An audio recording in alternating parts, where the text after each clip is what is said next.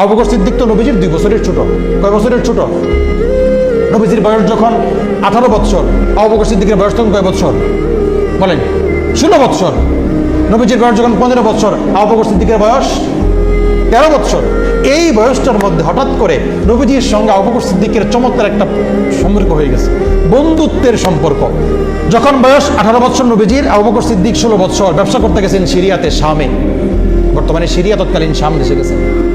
যাওয়ার পর সেখানে গিয়ে রাত্রিবেলায় তিনি একটা স্বপ্ন দেখলেন। তিনি সকালবেলায় ঘুম থেকে ওইটা বলতেছে, আমি এটা কি দেখলাম, খুব চিন্তা করতেছে, পাইতেছে না, খুঁজে গেছে। শেষ পর্যন্ত তিনি ওই এলাকার যে, তখন তো খ্রিস্টান ধর্ম ছিল তামাম দুনিয়াতে, এই ধর্মটা ছিল না, আমাদের ধর্ম ছিল না, এক পাদ্রির কাছে গেছেন, গিয়ে জিজ্ঞেস করতেছেন গির্জার মধ্যে, হযরত আমি রাত্রিবেলায় স্বপ্নে এই জিনিস দেখলাম, একটু ব্যাখ্যা করে দেন না, আমার তো ভিতরে একটা ছটফট অবস্থা, আমি তো কিছু বুঝতেছি না, কি করব আমি। তখন এই পাদ্রি রাহেব তিনি স্বপ্নগুণ শুনলেন, শোনার পরে বললেন, তুমি, তোমার বাড়ি কোথায়? বলে আনামিন মক্কা, আমি মক্কা থেকে আসছি এখানে, আমার বাড়ি মক্কা নগরীতে। তোমার বংশ কি? বলে আনামিন কুরাইশিন, আমার বংশ হলো কুরাইশ বংশ। এটা বলার পরে পাদ্রি তার দিকে চোখ তুলে তাকাইছে।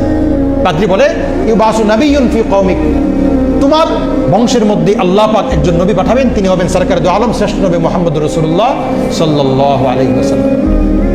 এরপর পাদ্রি বলেন, ওয়া তাকুনু ওয়াজিরাহু ফি হায়াতিহি ওয়া খলিফাতাহু বাদা ওয়াফাতিহি, আর তুমি হইবা সেই নবীর জীবদ্দশায়, জীবিত অবস্থায় তুমি হইবা তার সঙ্গী, তার উপদেষ্টা,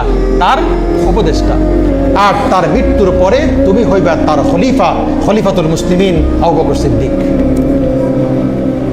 কথা শেষ। আবু বকর সিদ্দিকের বয়স তখন কত? 16 বৎসর। সিরিয়া থেকে তিনি এই কথা যখন শুনলেন, তার পুরো শরীর একবারে হিম হয়ে গেল। আর ভিতরে এই স্বপ্ন লালন করতেছেন তিনি পৃথিবীর কারো নিকট এই স্বপ্ন ব্যাখ্যা করেন নাই। পাদ্রি বলে দিয়েছে, এটা কারো কাছে বলবো না। এখন আবু বকর সিদ্দিক এই স্বপ্ন লালন করতেছেন, কে সেই নবী, আমি তার সঙ্গী হব, মুহাম্মদ রাসূলুল্লাহ সাল্লাল্লাহু আলাইহি ওয়াসাল্লাম। কোন দিন আসবেন তিনি? প্রতিদিন এই স্বপ্নকে তিনি বাস্তবের মতো অনুভব করেন। পৃথিবীর কারো নিকট এই স্বপ্ন তিনি ব্যাখ্যা করেননি। নবীজির বয়স সেদিন 40 বৎসর, আবু বকর সিদ্দিকের বয়স সেদিন 38 বৎসর। 24 বৎসর পরে কথা বলতেছে, 22 বৎসর পরে প্রথম যেদিন হীরা গুহাতে আল্লাহ রাসূলের উপরে কোরআন শরীফ নাজিল হলো, ইকরা বিসমি রাব্বিকাল্লাযী খলাক, খলাকাল ইনসানা মিন আলাক। যখন কোরআন শরীফের এই প্রথম আয়াত দুটো নাজিল হলো, আল্লাহ রাসূল সাল্লাল্লাহু আলাইহি সাল্লাম যখন বুঝলেন যে নবুয়ত চলে আসছে আমার কাছে, দায়িত্ব চলে আসছে, আল্লাহ রাসূল প্রথম যে ব্যক্তিকে দাওয়াত দিলেন তার নাম আবু বকর সিদ্দিক রাদিয়াল্লাহু তাআলা।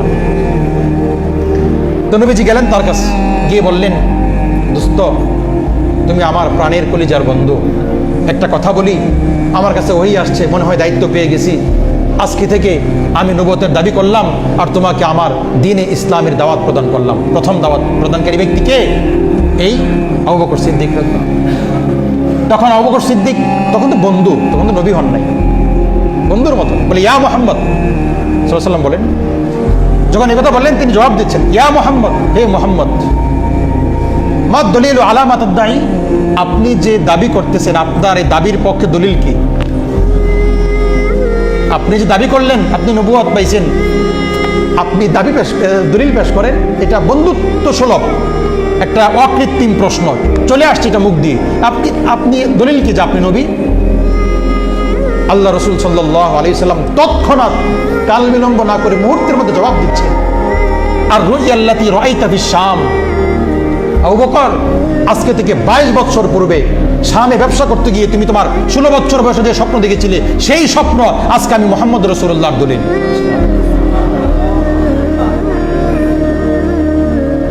আবু বকর সিদ্দিক ভিতরটা কলিজা পর্যন্ত কেঁপে উঠছে। মানুষটা বলে কি, বলল কি এটা? যেই কথা আমি আমার স্ত্রীর সঙ্গে বলি নাই, যেই কথা আমি আমার ছেলের সঙ্গে, বাবা মায়ের সঙ্গে, কারোর সঙ্গে বলি নাই, সেই কথা একমাত্র আমি ছাড়া তো কেউ জানে না। এই অঞ্চলের মধ্যে কে জানে আমার সেই কথা? এই ব্যক্তি জানলো কেমনি এটা? যিনি আমাকে স্বপ্ন দেখিয়েছেন নিশ্চয়ই তিনিই তাকে বলে দিয়েছেন। সুবহানাল্লাহ। এটা বলার পরে তিনি ঝাপটা করে নবীজিকে ধরে ফেলছেন, ইয়া রাসূলুল্লাহ, আমার বুকে একটু, আপনার বুকে একটু আমাকে জায়গা দেন, আমি আপনাকে জড়ায় ধরতে চাই। আল্লাহ রসুলও ধরে ফেলছেন, আবু বকর সিদ্দিকও ধরে ফেলছেন। নবীজির এই মাথা মোবারক আবু বকর সিদ্দিকের এই গলার সঙ্গে লাগিয়ে দিয়েছেন। একমাত্র সঙ্গী, প্রথম মুসলমান আবু বকর সিদ্দিক হয়ে গেছে। আবু বকর সিদ্দিকও তার মাথাটা, গলাটাকে নবীজির গলার সঙ্গে গলায় গলায় লাগিয়ে দিলেন। দীর্ঘ সময় লাগিয়ে দিয়েছেন আর চিৎকার করতেছে, দোস্ত মুহাম্মদ সাল্লাল্লাহু আলাইহি ওয়াসাল্লাম, আজকে থেকে 22 বছর পর্যন্ত এই শব্দকে আমি আমার মনে ধারণ করতেছি। প্রতিদিন আমি তোমাকে খুঁজি, আমি প্রত্যেক দিন সেই মহামানবকে খুঁজি যেই মহামানবের সঙ্গে আমি হব। কোথায় পাবো তাকে আমি? আমার সেই স্বপ্নের কথা পৃথিবীর কেউ জানে না, তুমি কেমনে জানলা বলো? তুমি যদি রসুল না হও, নবী না হও, তোমার পক্ষে জানা কোনোভাবেই সম্ভব ছিল না। আমি আমার স্বপ্নকে স্বপ্ন নয়, প্রত্যেক দিন বাস্তবের মতন আমি তাকে পালন করতাম, লালন করতাম অন্তরের মধ্যে। কোন দিন আমার সামনে সেই দিনটা আসবে, আমি তার শরীরটা ছুঁয়ে আমি চুম্বন করব। এই কথা বলে নবীজির দুই কপালের মাঝখানে, হাদিসের মধ্যে আসছে, বাইনা আইনাই উম্মি বাইনা আইনাই রাসূল সাল্লাল্লাহু আলাইহি ওয়াসাল্লাম, নবীজির এই দুই চোখের মাঝখানে আবু বকর সিদ্দিক চুমু দেওয়া শুরু করলেন। নবীজির এই ললাটের মধ্যে, এই কপালের মধ্যে চুমু দেওয়া শুরু করছে। দুইজনের অন্তরের মধ্যে এক নূরের ঢেউ খেলতেছে, এক মহাশান্তির ঢেউ উঠতেছে, যেই ঢেউয়ের গভীরতা হাজারো সাগরের গভীরতার চেয়ে বেশি। এটা বলে বোঝানো যাবে না।